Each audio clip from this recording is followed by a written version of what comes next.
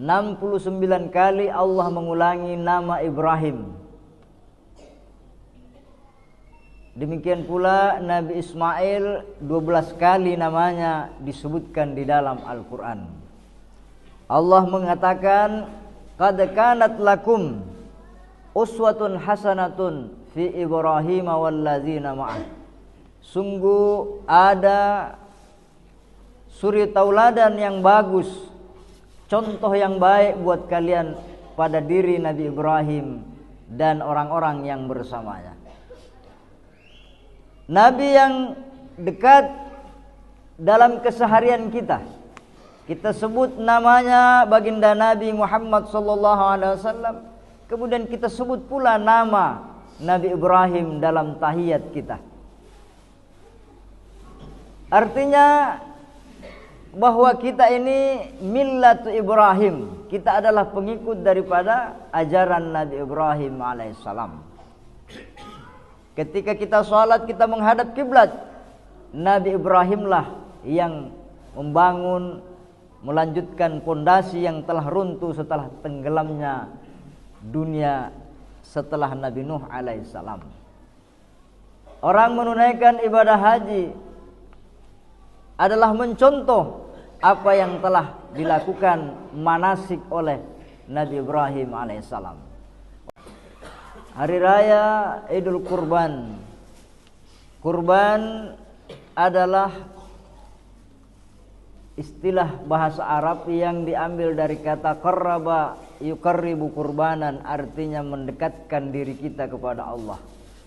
Maka setiap tahunnya kita disuruh mengenang kembali bagaimana satu sosok Nabi yang sangat dekat dalam kehidupan kita.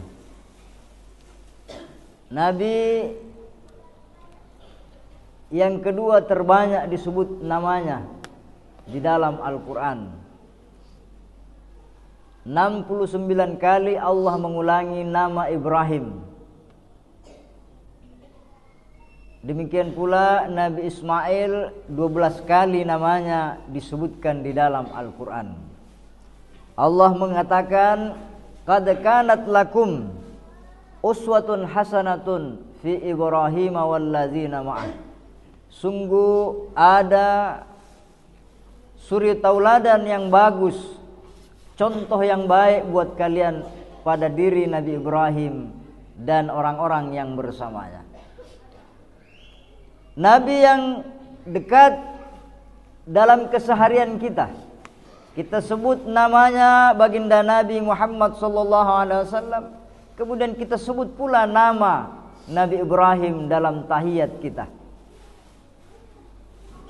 Artinya bahwa kita ini millatu Ibrahim. Kita adalah pengikut daripada ajaran Nabi Ibrahim alaihissalam. Ketika kita sholat, kita menghadap kiblat, Nabi Ibrahimlah yang membangun, melanjutkan pondasi yang telah runtuh setelah tenggelamnya dunia setelah Nabi Nuh alaihissalam. Orang menunaikan ibadah haji adalah mencontoh apa yang telah dilakukan manasik oleh Nabi Ibrahim alaihissalam. Oleh karena itu, saya akan menyampaikan beberapa hal-hal yang perlu kita renungkan bagaimana sosok teladan Nabi Ibrahim alaihissalam. Allahu Akbar, walillahil hamd. Nabi Ibrahim adalah Nabi yang agung. Dia disebut dengan Abul Anbiya, bapaknya para nabi. Karena dari Nabi Ibrahimlah turun Nabi Ishak, Yakub, Yusuf, Ayub dan seterusnya sampai kepada Nabi Isa alaihissalam. Demikian pula dari Ismail sampailah kepada baginda Rasulullah sallallahu alaihi wasallam. Maka beliau disebut dengan Abul Anbiya, bapaknya para nabi. Nabi Ibrahim diberi gelar Imamun Nas, imamnya para umat manusia. Karena memang dalam doanya Nabi Ibrahim berdoa, waj'alna lil muttaqina imama. Ya Allah, jadikan kami sebagai ikutan sebagai imam bagi umat manusia. Nabi Ibrahim diberi gelar dengan Khalilullah, kekasih Allah. Nabi Ibrahim diberi gelar Nabi Hanifah, Nabi yang agamanya condong ke jalan yang lurus. Nabi Ibrahim diberi gelar Ulul Azmi, Nabi yang tangguh, yang luar biasa menghadapi berbagai macam ujian.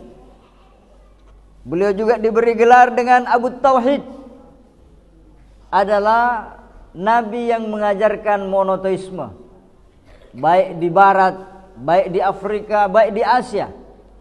Nabi yang pertama mengajarkan tentang mengesahkan Tuhan adalah Nabi Ibrahim, sehingga di barat pun disebut dengan bapak monoteisme. Allahu Akbar walillahil hamd. Nabi Ibrahim alaihissalam kisahnya tidaklah satu kali disebutkan oleh Al-Quran, diulang-ulangi di berbagai macam surah. Dalam surah As-Saffat Allah menceritakan, wa qala inni zahibun ila rabbi sayahdin. Ketika peristiwa pembakaran Nabi Ibrahim telah selesai, beliau pergi meninggalkan Babilonia menuju ke Mesir, kemudian ke Palestina, kemudian akhirnya nanti sampailah beliau ke kota Makkah yang pada saat itu belum ada apapun di sana. Dia berkata, inni zahibun ila rabbi sayahdin. Aku ingin pergi kepada Tuhanku. Sayahdin, kelak dia akan memberi petunjuk kepadaku. Disitulah awal perjalanan, sehingga Nabi Ibrahim disebut dengan Nabi yang suka berpetualang. Sosok Nabi yang suka berpetualang. Karena Nabi Ibrahim mencontohkan seperti itu, maka tidak ada Nabi kecuali dia hijrah. Kenapa? Karena setiap kita melakukan perjalanan akan mendapatkan renungan-renungan, kita akan mendapatkan perjalanan-perjalanan yang mengajarkan kepada kita tentang bagaimana mencari jati diri kita. Dalam perjalanan itu Nabi Ibrahim berkata, Rabbi habli minas salihin. Ya Allah, berikan kepada saya anak yang saleh. Fabasyarnahu bighulamin halim. Allah menjawab doanya Nabi Ibrahim dengan memberinya anak yang saleh, yang disebut dengan halim, penyantun. Nabi Ibrahim disebutkan bahwa innahu kana lahalimun, inna Ibrahim lahalimun awwahum munib. Salah satu sifat yang harus kita contoh bagaimana Nabi Ibrahim itu halim. Begitu juga dengan Nabi Ismail, hatinya penuh dengan kesantunan. Awwahun, penuh belas kasih, penuh kepedulian kepada sesama. Munib, orang yang selalu kembali kepada Allah Subhanahu wa ta'ala. Kemudian selanjutnya dikatakan falamma balagha ma'hu sa'ya. Ketika telah sampai usianya 13 tahun, atau dalam riwayat yang lain 9 tahun. Falamma balagha ma'hu sa'ya qala ya bunayya inni ara fil manami anni azbahuka fanzur madza tara. Qala ya abati if'al ma tu'mar satajiduni insyaallahu minas sabirin. Dialog dilakukan oleh Nabi Ibrahim kepada anaknya Ismail, bahwa bagaimana pendapatmu, bagaimana pandanganmu? Anni ara fil manami, sesungguhnya aku telah bermimpi, diperintahkan untuk menyembelihmu. Fanzur madza tara, bagaimana pendapatmu? Anaknya adalah halim, anaknya adalah anak yang dijanjikan oleh Allah. Nabi Ibrahim berdoa, Rabbi habli minas salihin. Ya Allah, berikanlah aku anak yang saleh. Maka bukti kepada Nabi Ibrahim bahwa anaknya adalah anak yang saleh, maka diberi ujian. Ujian ketika Nabi Ismail merelakan dirinya untuk disembelih, maka disitulah terjawab doanya Nabi Ibrahim bahwa dia benar-benar diberikan oleh Allah anak yang saleh. Maka kalau Anda ingin anak yang saleh, maka terlebih dahulu kita lebih mengutamakan diri kita bagaimana kita menjadi anak yang saleh. Ismail saleh karena Nabi Ibrahim adalah nabi yang saleh. Maka Nabi Muhammad disebut dengan nabi yang saleh juga karena nenek moyangnya juga nabi yang saleh. Dalam artian bahwa doa kita akan dikabulkan, tetapi harus ada usaha yang kita tanamkan. Kemudian keteladanan Nabi Ibrahim, bagaimana beliau selalu senantiasa mengadakan komunikasi yang baik. Kepada anaknya dia berkomunikasi dengan baik. Kepada ayahnya, di dalam Al-Quran disebutkan bagaimana Nabi Ibrahim melakukan dialog yang baik kepada orang tuanya. Meskipun bapaknya marah dan mengusirnya, menyuruhnya pergi meninggalkan negerinya. Qala aragibun anta an alihati ya Ibrahim. Ayahnya berkata, wahai Ibrahim, apakah engkau membenci Tuhan-Tuhan kami? La illam tantahi, jikalau engkau tidak mau berhenti mencaci maki nenek moyang kami, tidak mau berhenti mencaci maki Tuhan-Tuhan kami, la arjumannaka, kami akan merajammu, wahjurni maliya, dan pergilah engkau dengan waktu yang lama, tinggalkan diriku. Apa jawaban Nabi Ibrahim ketika dia diancam akan dirajam, dia diusir paksa oleh orang tuanya? Nabi Ibrahim menjawab dengan santun. Qala salamun alaik, sa'astaghfiru laka rabbi.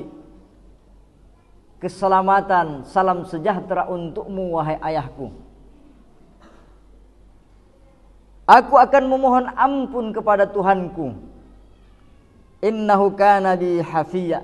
Sesungguhnya Tuhanku sangat baik kepadaku. Nabi Ibrahim menjawabnya dengan rasional, melakukan dialog kepada orang tuanya meskipun orang tuanya penuh dengan kemarahan dan kebencian terhadap ajaran Nabi Ibrahim alaihissalam. Wadhkur fil kitab Ibrahim innahu kana siddiqan nabiyya.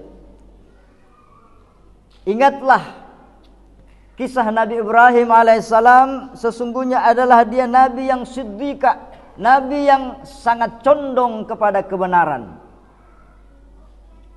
Siddiqa ini kita kadang ragu dalam mengambil sikap.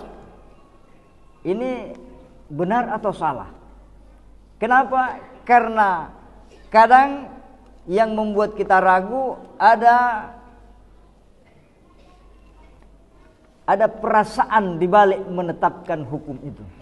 Ketika Anda ingin menetapkan benar atau salah, jangan mempertimbangkan rasa yang ada dalam diri kita. Ini kan sudah orang tua, kalau saya hukum dia, saya kasih aturan begini bagaimana? Ini kan orang tidak mampu. Kalau dia sudah tidak mampu, kemudian dia dihukum bagaimana? Siapa yang menjamin keluarganya? Itu namanya kadang kita tidak condong kepada kebenaran. Nabi Ibrahim alaihissalam meskipun berat, ayahnya bertentangan dengan perintah Allah, maka dia tetap menyampaikannya dengan dialog. Nabi Ibrahim berkata, ya abati inni qad ja'ani minal ilmi ma lam ya'tika fattabi'ni ahdika siratan mustaqimah. Wahai ayahku, aku telah mendapat ilmu, pengetahuan yang sebelumnya tidak pernah datang kepadamu. Fattabi'ni, wahai ayahku, tolong ikutilah aku. Ya abati la ta'budis syaitan, wahai ayahku, janganlah engkau menyembah setan, janganlah engkau mengikuti ajaran-ajaran jejak langkah syaitan. Inna syaitana kana lirrahmani asiya, sesungguhnya syaitan itu durhaka kepada Tuhannya. Jadi bahwa Nabi Ibrahim setiap dia melakukan suatu dialog, dia selalu melakukan pendekatan namanya sesuai dengan akal pikiran kita, pikiran logis namanya. Nabi Ibrahim mengajak kaumnya, kenapa engkau menyembah berhala? Sementara berhala ini tidak bisa mendengar, berhala ini tidak bisa melihat, bahkan berhala ini tidak bisa menolong dirinya sendiri. Artinya apa? Dia coba membuka pola pikir. Artinya apa?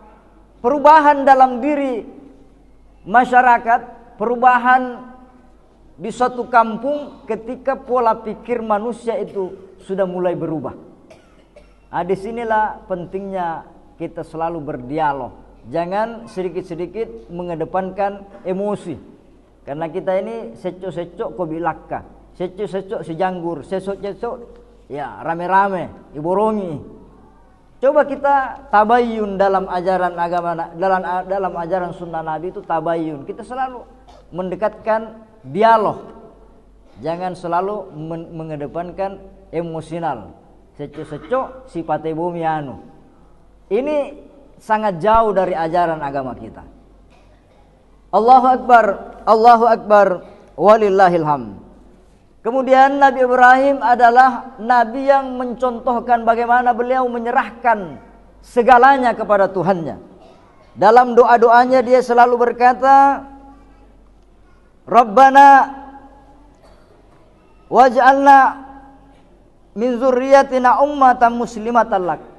Wahai Tuhan kami, jadikanlah kami dan anak keturunan kami yang tunduk dan patuh kepadamu. Salah satu doanya Nabi Ibrahim yang menjadi mukjizat dalam Al-Quran disebutkan bahwa Rabbana wa ba'ats fihim rasulam minhum yatlu alaihim ayatika wa yu'allimuhumul kitaba wa yuzakkihim.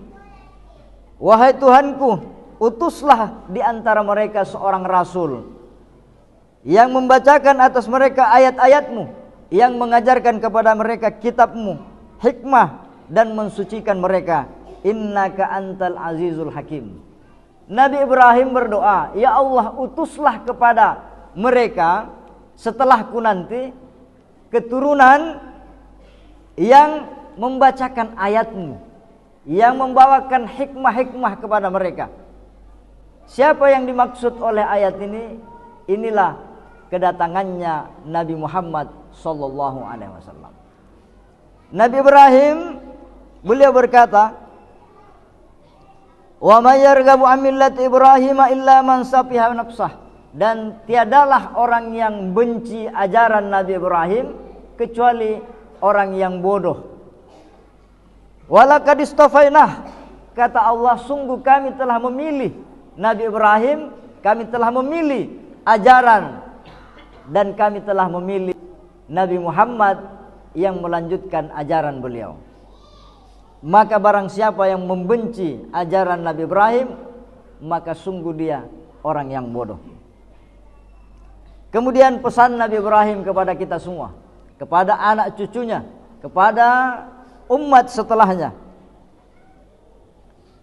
Wa wassa biha Ibrahimu banihi wa Ya'qub.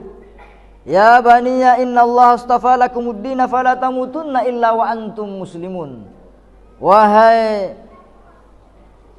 bani, wahai anak-anakku dan anak keturunan Ya'qub,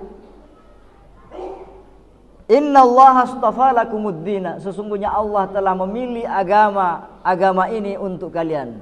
Fala tamutunna illa wa antum muslimun, janganlah kalian mati kecuali kalian beriman kepada Allah. Para penafsir menjelaskan, bagaimana mungkin kita bisa menentukan bahwa kita akan mati dalam keadaan muslim? Wala tamutunna, janganlah kamu mati kecuali kamu dalam keadaan beriman. Bisakah kita menentukan bahwa kita akan mati beriman atau kafir? Ulama mengatakan makna daripada janganlah kamu mati kecuali dalam keadaan beriman, artinya ketika sepanjang hidupmu kau mengupayakan amal-amal kebajikan, kamu menanamkan keimanan dan amal saleh dalam dirimu sepanjang hidupmu, bahwa itu artinya engkau telah memilih untuk mati dalam keadaan beriman. Orang-orang yang lalai dan jauh dari Allah berarti dia memilih untuk mati dalam keadaan tidak beriman kepada Allah Subhanahu wa taala. Allahu akbar. Allahu akbar. Allahu akbar walillahil hamd. Sebagai kesimpulannya, marilah kita senantiasa menanamkan kesadaran dalam diri kita bagaimana kita bisa seperti Nabi Ibrahim alaihissalam berdialog kepada orang-orang tua kita dengan baik.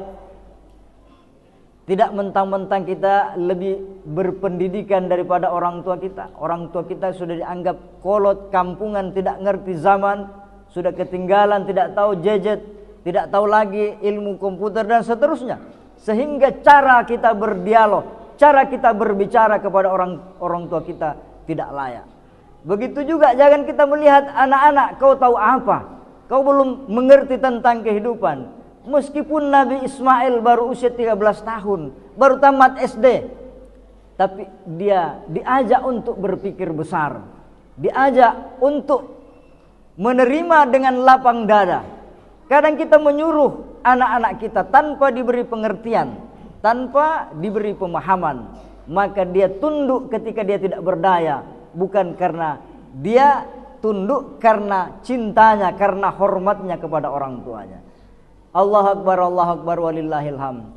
Barakallahu li wa lakum fil Qur'anil azim wa nafa'ani wa iyyakum bima fihi minal ayati wa dzikril hakim. Aqulu qouli hadza wa astaghfiru innahu huwal ghafurur rahim.